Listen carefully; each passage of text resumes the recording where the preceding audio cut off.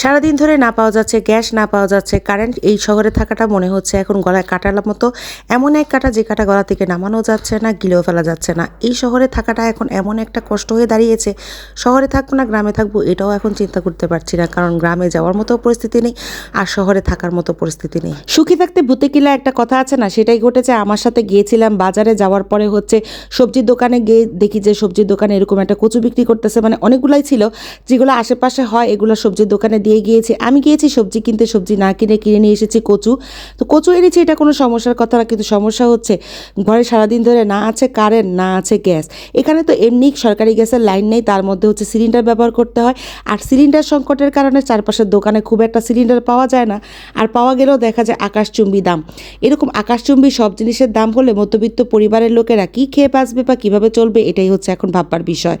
এরপরে আমি কচুগুলো নিয়ে তারপরে খুব ভালোভাবে একদম ছেলে মানে পরিষ্কার করে নিয়েছি। যেহেতু ঘরে কারেন্ট নেই সেহেতু চলে গিয়েছিলাম বারান্দায়, প্রাকৃতিক পরিবেশ দেখতে দেখতে, সুন্দর করে বাতাস খেতে খেতে তারপরে কচুগুলো কেটে নিচ্ছিলাম। এরপরে একদম গ্যাস না থাকার কারণে, যেহেতু ইলেকট্রিক চুলা রান্নাবান্না করি, এর মধ্যেই কারেন্টও নাই, তো ইলেকট্রিক চুলা দিয়ে কীভাবে রান্না করব। ভাগ্যিস একটা মাটির চুলা ছিল ঘরের মধ্যে, ওটার মধ্যে কচুগুলো ভাপিয়ে নিয়েছি। ভাপিয়ে একদম সিদ্ধ করে নিয়েছি, সামান্য দিয়ে দিয়েছিলাম হলুদ। কচু এখন আমার গলা কাটা হয়ে দাঁড়িয়েছে, আর এই কচুই আমার এখন চুলকানির বিষয় হয়ে দাঁড়িয়েছে, কারণ কীভাবে রান্না করব, কেমনে রান্না করব, এটাই মহা বিপদের বিষয়। আর এই কচু রান্না করলেই তো শুধু চলবে না, এর মধ্যে এই কচু আমার ঘরের কেউ খাবে না, খেতে হবে আমার একা, তার মানে তাদের জন্য আমার আরও রান্না করতে হবে। কি একটা মুসিবতের মধ্যে পড়ে গিয়েছি সেটা আসলে বলে বোঝাতে পারবো না।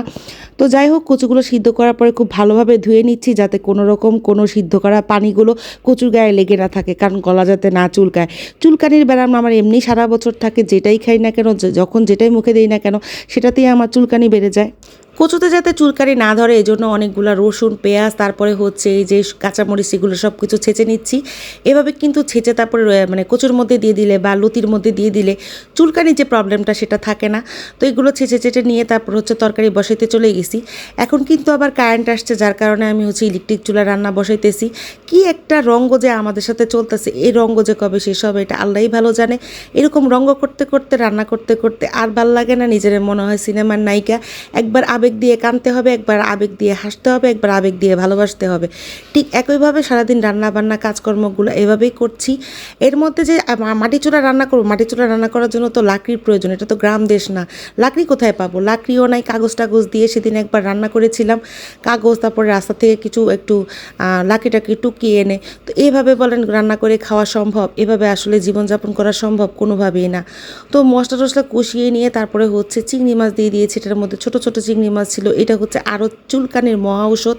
তো এটা দিয়ে রান্না সেরে নিতেছি।